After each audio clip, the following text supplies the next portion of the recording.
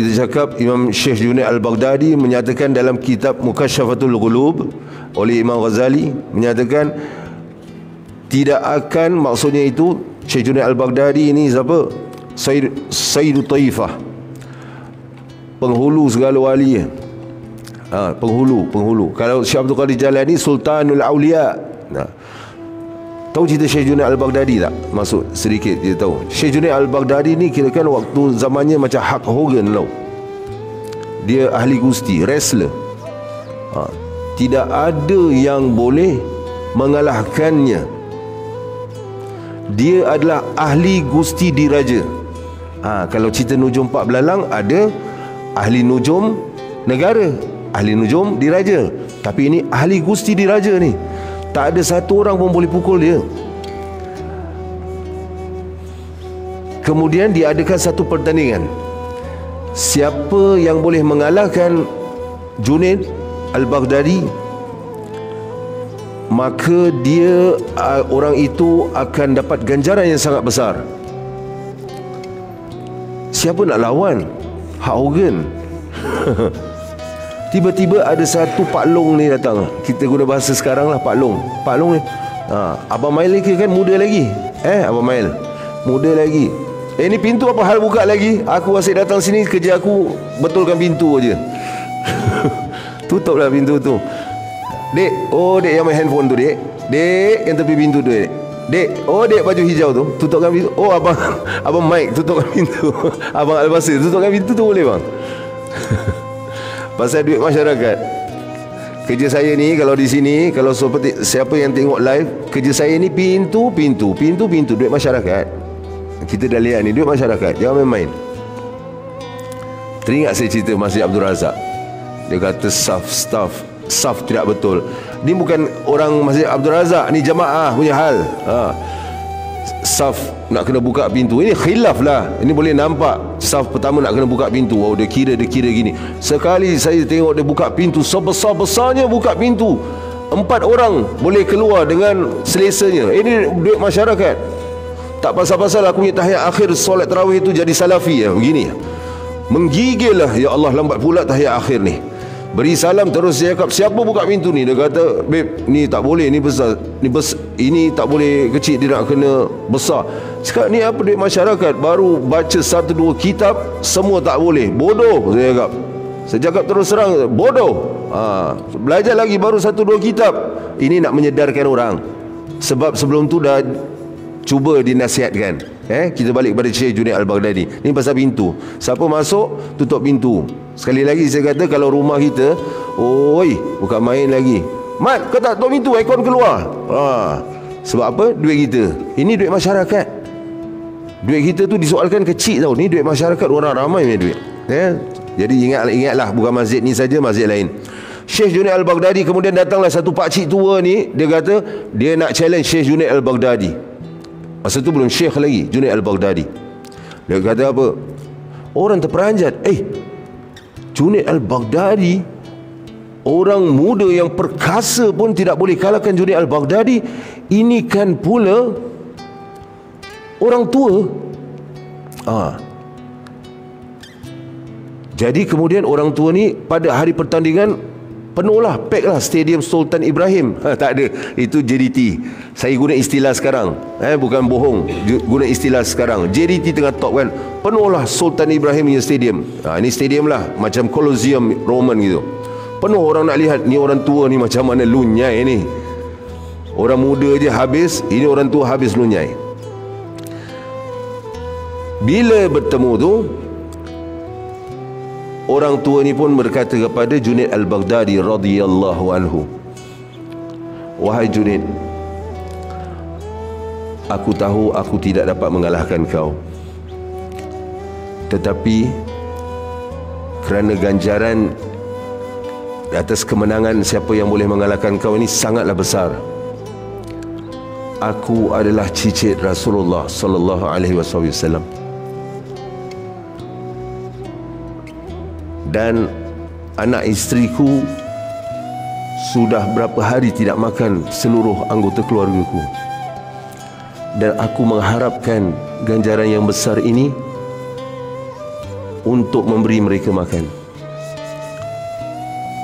Lihat, Junaid Al-Baghdadi dia bertarung. Orang tua ni bertarung dengannya begini, orang tua ni baru kilas sikit, dia buat-buat jatuh. Kelong lah katalah. Kalau orang sekarang istilah bola, kelong. Orang tu dia jatuh sampai si Junaid Al-Baghdadi sengaja jatuhkan diri, mengalahkan.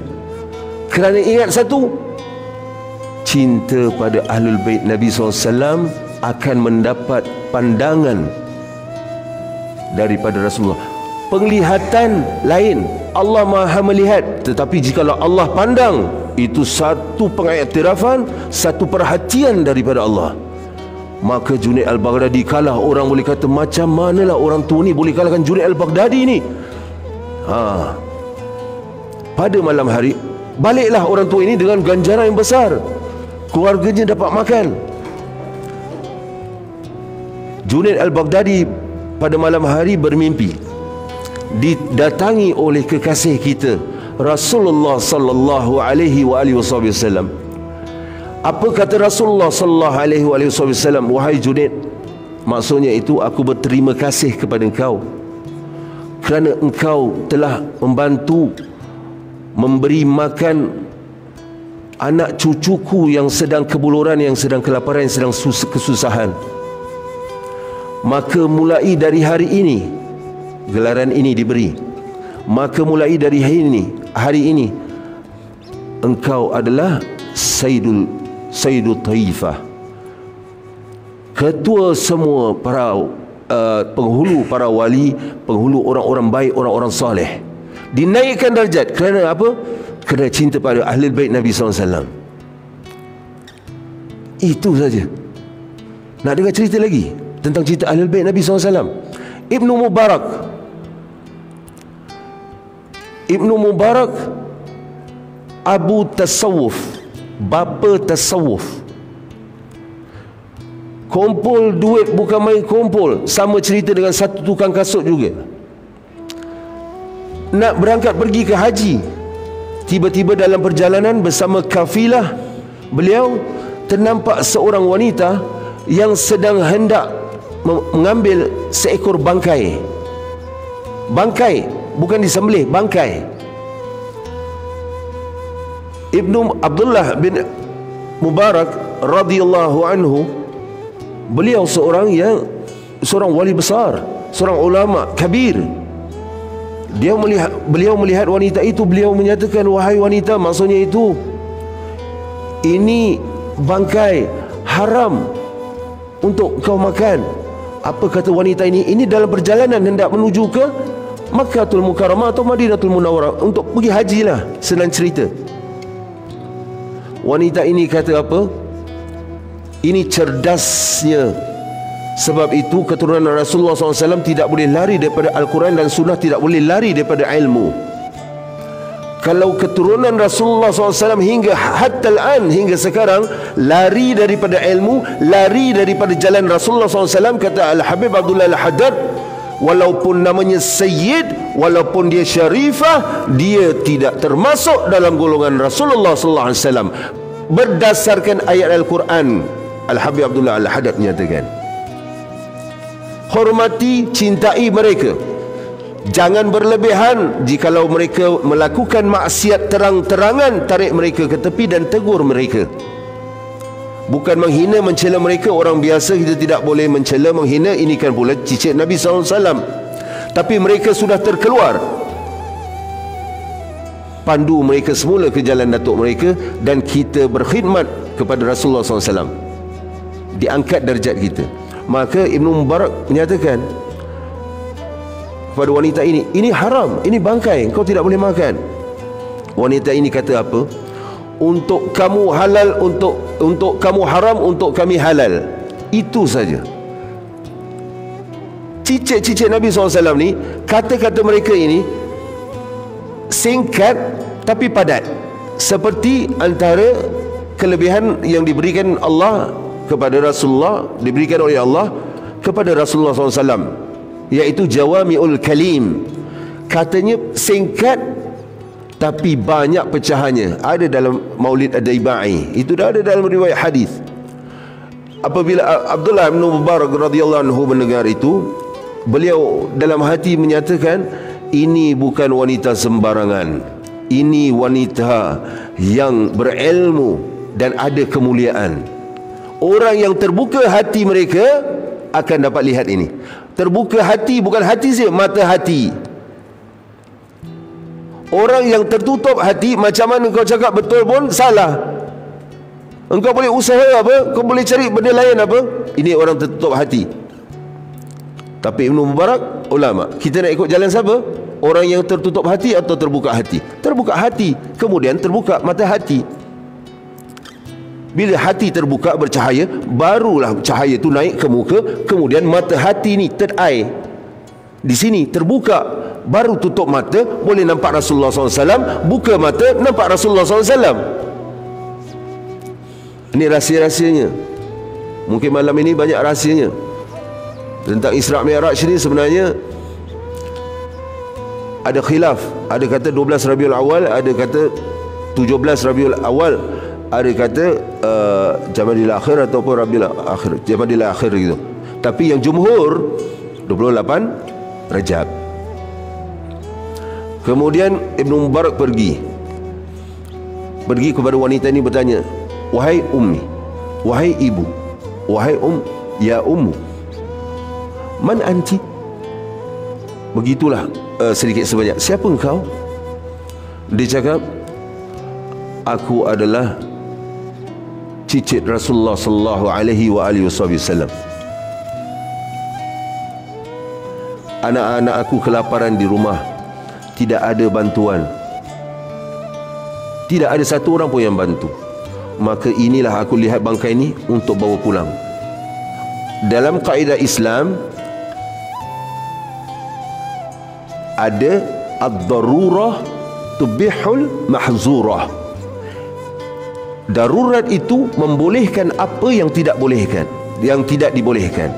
Maknanya bila darurat, boleh makan untuk sekadar makan. Kalau kata ada babi saja, maaf saya sebut babi, nak cakap khinzir, babi juga. Nak cakap babi, khinzir juga. Apa ada orang ni sensitif sangat dengan perkataan babi. Samalah juga sepak takraw, sepak raga, sepak takraw, samalah. Babi, khinzir, khinzir, babi. Babi boleh dimakan, tapi bukanlah dimakan sampai macam sedap pula babi ni, tambah lagi sikit, tidak, untuk hilangkan kenyang supaya tidak meninggal kebuluran. Jadi kata Ibnu Mubarak apa? Engkau cicit Rasulullah SAW. Ulama,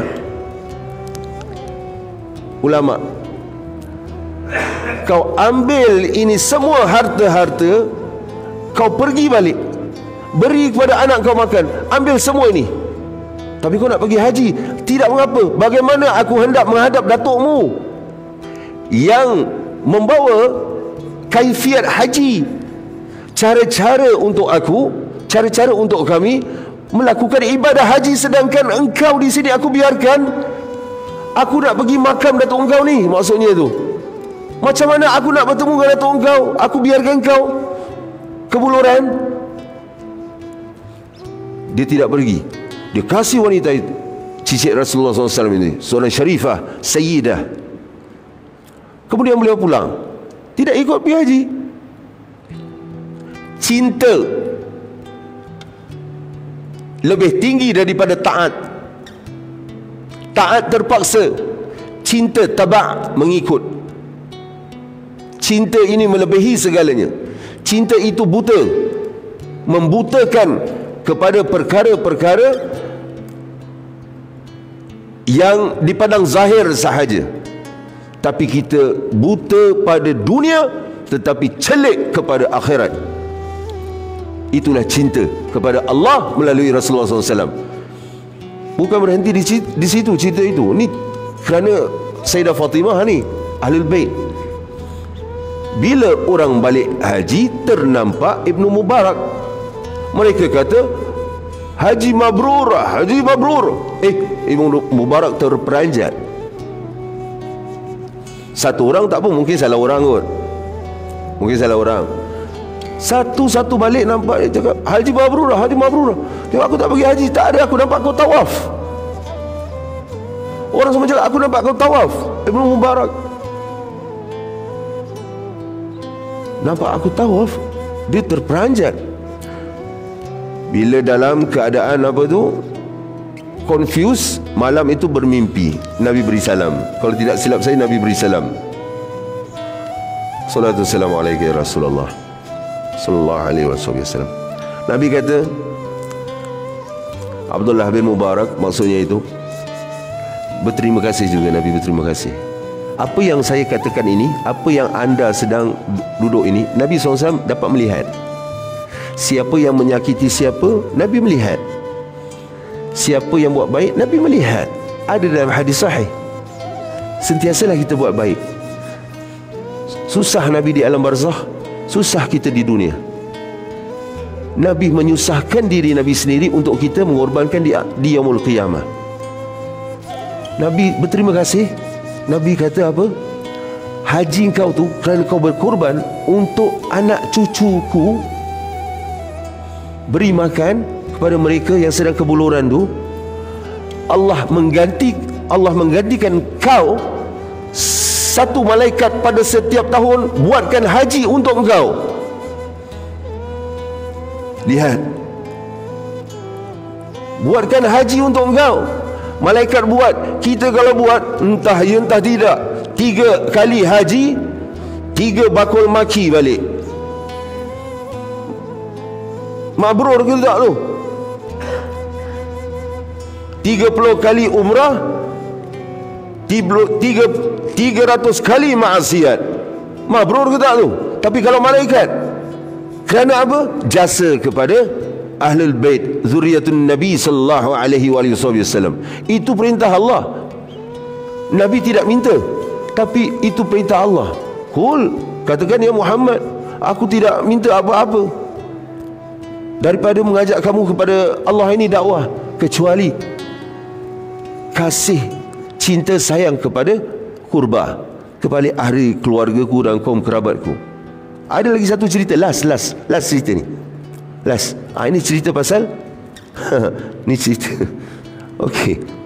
Satu wanita ni, dia datang ketuk pintu ulama. Tadi ulama ni 2, masya-Allah kan? Pintu ulama. Mufti kalau tidak silap saya, di Iraq ataupun di mana. Ketuk pintu mufti. Syarifah, zuriat keturunan Rasulullah SAW, sedang kebuluran, sedang lapar, sedang susah. Nak ketuk pintu siapa lagi? Ulama lah. Kerana apa? Al-ulama warathatul anbiya. Para ulama itu adalah waris para nabi. Inna yakhshallah min ibadihil ulama. Allah sebut dalam Quran, yang paling mentakzimkan Allah, takut dengan keagungan Allah itu sesungguhnya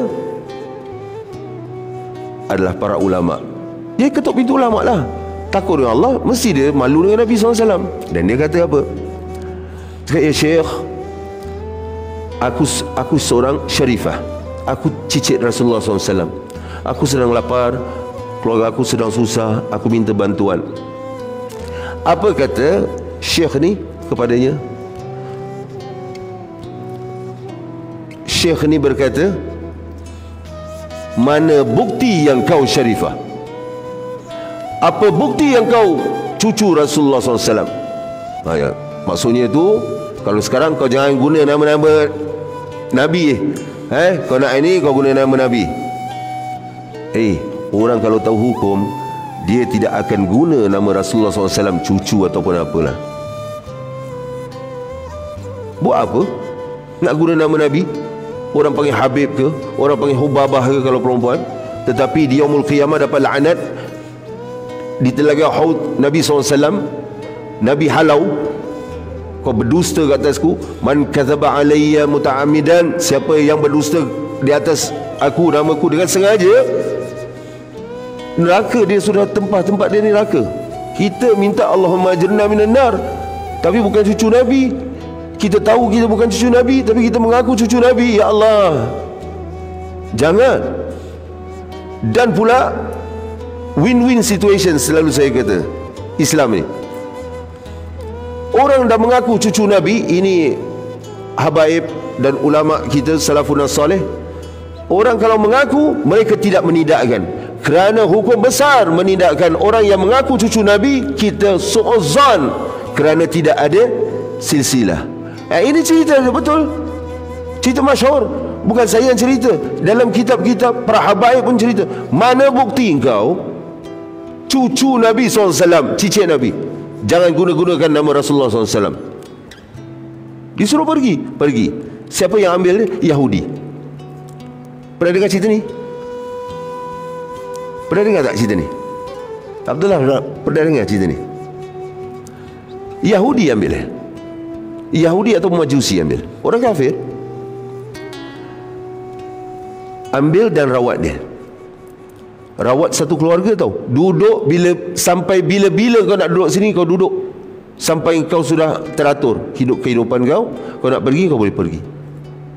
Malam itu si suami mimpi Rasulullah SAW datang padanya, berkata terima kasih, begitu begini. Indah Rasulullah SAW dengan bercahaya. Suaminya bersyahadah. Esoknya suaminya itu dah bersyahadah, belajar tentang Islam apa gini dengan Syarifah ini. Isterinya pun sama, datang dalam mimpi juga. Satu keluarga masuk Islam. Yang mufti ni, mufti, dia mimpi malam tu dia di dalam queue nak masuk syurga. Nabi SAW salam. Kemudian giliran mufti ni pula. Nabi SAW kata, siapa engkau? Ya Rasulullah sallallahu alaihi wasallam, aku umat kau, aku sebenarnya. Nabi kata, mana buktinya? Ya Rasulullah sallallahu alaihi wasallam, bukankah engkau kenal umat engkau lebih daripada ibu dan bapa kenal anak-anak mereka? Nabi kata, mana buktinya kau umatku? Ya Rasulullah, kau tidak kenal aku. Nabi kata, yang ketiga kali ataupun apa, siang tadi kau ingat ataupun tidak, cicit aku datang kepada engkau minta pertolongan. Engkau minta nasab dia, silsilah dia, kau minta bukti dia.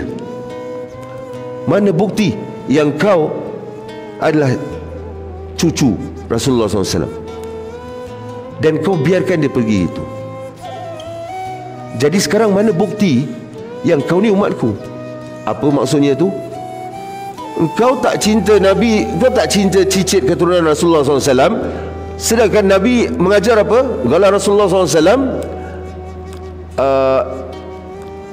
laisa fawqahuma syai'un minal khair, husnuzan billah wa husnuzan bi ibadillah. Tidak ada yang lebih baik daripada dua perkara ini, iaitu berbaik sangka pada Allah dan baik sangka pada hamba-hamba Allah. Laisa fawqahuma syai'un minasyarr, su'uzan billah wa su'uzan bi ibadillah. Tidak ada dua perkara yang lebih buruk daripada dua perkara ini, iaitu buruk sangka pada Allah dan buruk sangka pada hamba-hamba Allah. Maka terperanjat daripada tidur, panggil khadam-khadamnya. Khadam ni ahli khidmat.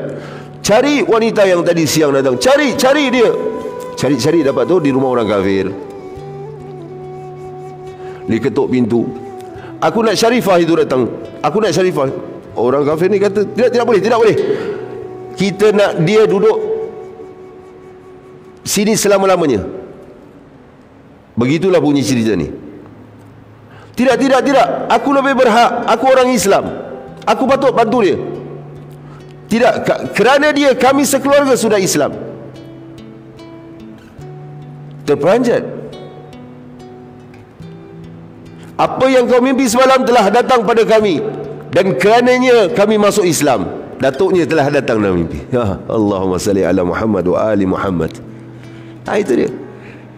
Itulah Syekh Junaid Al-Baghdadi kata, tidak akan sampai seseorang kepada Allah kecuali dia melalui jalan Al-Mustafa, yang terpilih, yang Allah sendiri pilih, sallallahu alaihi wasallam, dari segi bukan luaran, akhlak, adab. Al-adabun fawqa al-ilm, itu kata Nabi SAW. Adab itu atas ilmu. Engkau ada ilmu tapi tidak ada adab, tidak ada akhlak, tidak berguna.